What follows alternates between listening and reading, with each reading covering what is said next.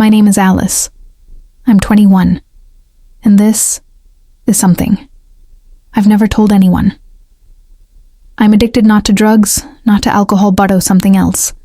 Something I can't go a night without my vibrator. Thank you, my wonderful subscribers, for sticking to infidelity stories. I appreciate you all now. Let's dive into the main story. It started when I was 18, curious, lonely, and quietly craving something I didn't even understand. At the time, I bought my first toy online, a sleek little pink thing that fit in my palm and made me feel things I had never felt before. At first, I used it once a week. Then it became every night. Now I need it before I sleep, like brushing my teeth, like drinking water. My body won't relax until I've felt it. Sometimes I'll myself. It's just routine, but deep down, I know it's more. I built a secret world around it. A ritual. Soft music. Dim lights, no distractions. Just me and that. Sweet hum between my thighs. I know exactly how to touch myself. Or to press how to arch me back. I'm on into my pillow. I grind. I whisper things no one will ever hear. And when it's over, I lie there. Insolent, satisfied, guilty, alone. I never told anyone. I couldn't. It was my secret, at least, until he moved in. His name is Jakimi, mother's new husband. She met him on a dating app. And within weeks, he was in our house, sitting on our couch, drinking from our mugs, like he belonged. At first, I hated the idea. I had no interest in welcoming some strange man into our lives, especially not into my space. But then I saw him. Jake wasn't what I expected. He was dangerous. Not in the scary way. No, this was the kind of danger that made your thighs clench without warning. Tall, broad shoulders, deep voice, a jawline that looked like it could cut glass, salt and pepper hair that made him look like a hot actor from one of those forbidden romance movies. And then there were his arms, tattooed strong, veins showing just enough to make my mind wander. I started to watch him from the hallway, when he worked out in the garage, shirt off, sweat-dripping muscles, flexing. I knew it was wrong, but I couldn't help it. I started thinking about him during my nightly routine, his arms pinning me, down his row, hands grabbing my waist, his voice whispering filthy things in my ear. My little pink vibrator started to feel like him, bigger, harder, more intense. And that night, the night everything changed. I was deep into it, my legs spread wide, the toy humming between my thighs. My yes closed, my back arched. I whispered his name before I even realized I was doing it, Jake. And then I opened my eyes. She was there, standing in my doorway, watching. And the worst part, I didn't stop. The air in the room felt thick, charged with something I hadn't expected, desire. Jake stood there, his hand gripping the doorframe as if he was stringing to hold himself back. His eyes never left me, not even for a second. And I didn't look away either. Maybe I should have turned my back, acted like it was all a mistake, but I didn't. I couldn't. My body betrayed me as I kept moving. The vibrator, the hum sending shock waves through me. I could feel my pulse racing in my throat, my chest rising and falling. But it was his eyes, those deep gray eyes that stole the breath from my lungs. They were hungry. Not just curious, not just shocked, hungry. I had expected to feel embarrassed, ashamed, but instead, I felt something else, something dangerous. My core tightened, and I felt that familiar atch between my legs, stronger than ever. Jake stepped forward, his broad frame blocking the light from the hallway. Hey, DC didn't say anything, but I could see his chest rising and falling just as fast as mine. He was fighting with himself. I could tell you my voice was shaky, but I didn't know what else to say. You shouldn't be here. He didn't answer at first. Instead, he just watched me, his gaze lingering on the way my fingers moved.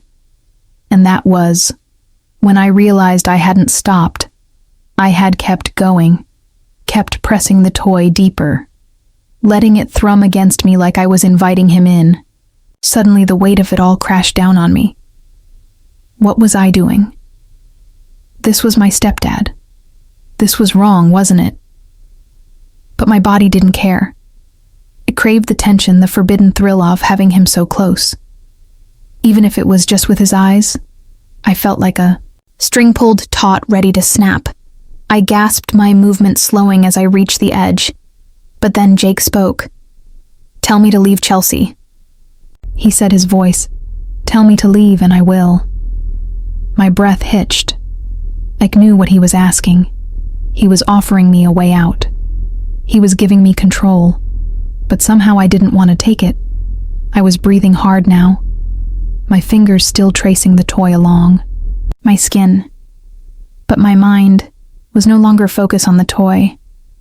It was on him, on Jake. It slowly lifted my head and met his eyes. And that's when I saw it. The want in them. The same hunger I felt inside me. The same dark, desperate need. I don't want you to leave," I whispered, barely audible. His expression shifted, his lips parted as if he wanted to say something, but no words came. I just stepped forward, one slow, measured step after another, until he was standing next to my bed. His scent musky, woodsy, and intoxicating surrounded me, and for a moment I thought he might touch me. It thought he might take me in his arms and finish what I had started, but instead he stopped just inches away. We were close, enough that I could feel his warmth. The heat radiating off him I could feel, the weight of his gaze on me almost like a physical touch. I couldn't help but squirm, shifting my hips against the sheets. The ache deep inside me, almost unbearable, Chelsea. His voice was soft, barely above a whisper. "Are you sure you want this?" I didn't know if I was sure, but all I could think about was how badly I wanted to say yes, yes. I breathed, my hands still moving my body, begging for more, I'm sure.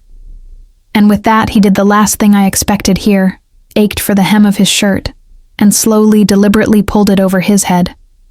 His abs rippled with each movement, his muscles flexing. As he tossed the shirt aside, my eyes followed the trail of ink on his skin, the tattoos that only made him look more dangerous, more irresistible. But it wasn't just the tattoos or the muscles. It was the power, the control in his movements, the way he commanded, the space without even trying.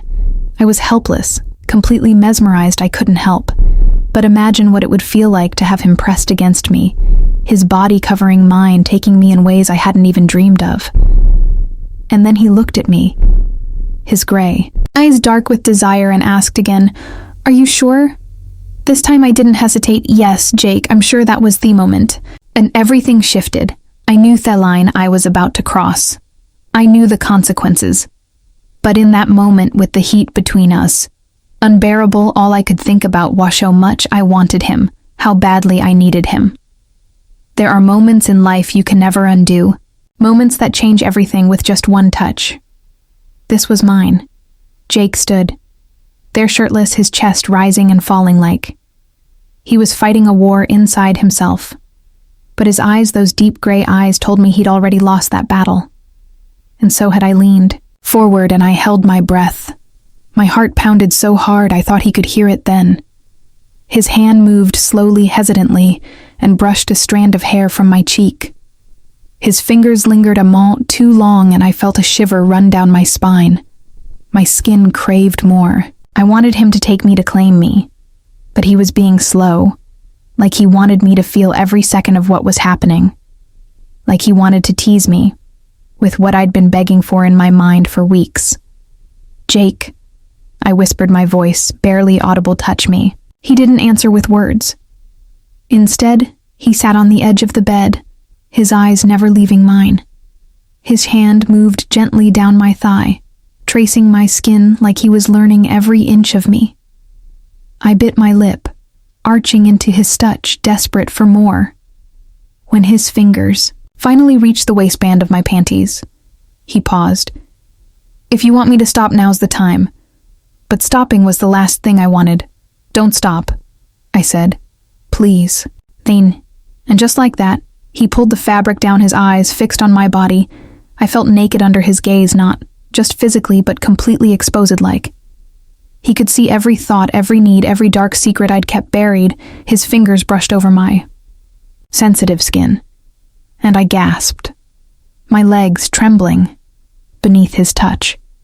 He leaned in, his lips brushing my ear. You've been dreaming about this, haven't you? He whispered. Yes, I breathed. Every night I could feel the heat between us growing, the tension unbearable. He took his time exploring my leg. He wanted to memorize every reaction, every gasp, every moan, every shiver. And then I saw it. He stood up slowly, undoing his belt.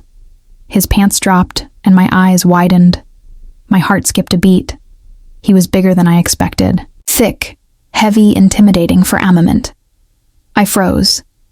I had imagined this moment so many times in my fantasies, but now that it was real, I wondered if I could handle him. He saw the hesitation in my eyes and leaned down, kissing my neck, his voice low and reassuring. I'll be gentle, he said. But I want you to feel me, and I did. He moved between my legs, guiding himself with one hand, while the other cupped my face. His eyes locked with mine as he pushed forward slowly. Carefully, I gasped. That stretch was intense, almost too much. My body tensed.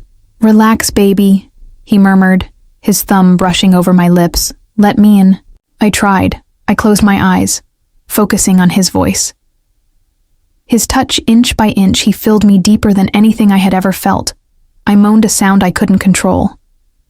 The pain was there, but so was the pleasure, twisting together, sharp and sweet. When he was fully inside me, we both paused, breathing hard. You feel incredible. He groaned to clung to him, my nails digging into his back as he began to move slow, deep strokes. Every motion sent shockwaves through me. I felt full stretched, and it was wrong.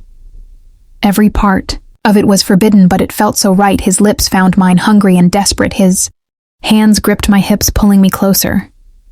With every thrust, the headboard hit thee, while a steady rhythm that made the room feel smaller, hotter.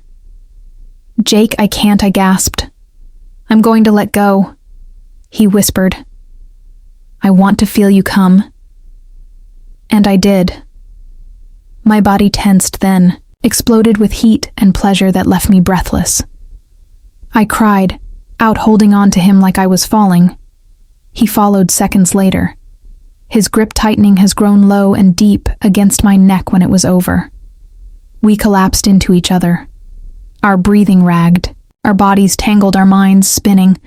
We didn't say anything for a long time because we both knew there was no going back. It started with my vibrator. Now I can't go a night without him. Jake Mupp.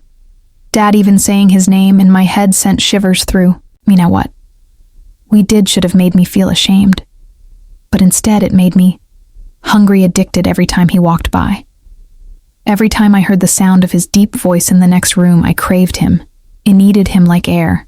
After that night, everything changed. Our touches were no longer accidental. Our stares lingered. Longer. We found ways to be alone. To sneak around my mom, like two guilty lovers caught in a dangerous game. But it didn't feel like a game. It felt like survival. Jake started coming to my room late. At night, quiet. Careful. Sometimes he would just lie next to me, his big hands sliding up my thighs as it pretended to sleep, only to melt into his touch. The moment, his fingers found my sweet spot. Other nights he would wake me up by whispering filth into my ear, his body already hard against me. He loved teasing me. Tell me what you need, baby girl, he'd say, and I'd whimper. Desperate for him, you please, Jake. I need you every night. With him became another layer of obsession. Another memory burned into my skin. He stretched me in ways no man ever had filled me so deep I could still feel him the next morning. But it wasn't just sex. There were nights he'd run a hot bath for me, washing every inch of my body with his strong hands before taking me against the steamy bathroom mirror, or mornings when we'd sneak into the garage, me sitting on top of the dryer, as he lifted my dress and slid into me without warning. It was dirty. It was wrong. But it was so perfect. I stopped using my vibrator. Not because I didn't want release, but because nothing felt as good as him. I was addicted to his eyes, his scent, his voice growling in my ear as he pinned me down and made me his. One afternoon I came home early and found him in the living room, sweat glistening on his chest, fixing something with his shirt off. My eyes drank him in. He looked up and smirked. "Miss Meal ready?" I walked over, dropping my purse, my heart racing. "You have no idea." He pulled me into his lap, his mouth crashing into mine. I could already feel him growing beneath me. I grounded against him, needy and wet, and whispered, "Take me right here." That day, I rode him on the living room couch, moaning into his shoulder as he filled me again and again, his hands gripping my waist like I was the only woman he'd ever need. We didn't hear the garage door open. My heart nearly stopped. My mom, Jake, pulled me off him, tossing a blanket over us as I scrambled to fix my dress. We were breathless, flushed, seconds away from being caught. That was the day we realized how reckless we were becoming, but neither of us stopped. The danger just made it hotter even now. I don't know how long this can last, how long we can keep sneaking around, stealing moments between the lies. But I know one thing: I'm not addicted to my vibrator anymore. I'm addicted to Jake, his scent, his skin, his thick, hard length that ruins me every time, and deep down I know he's just as addicted to me.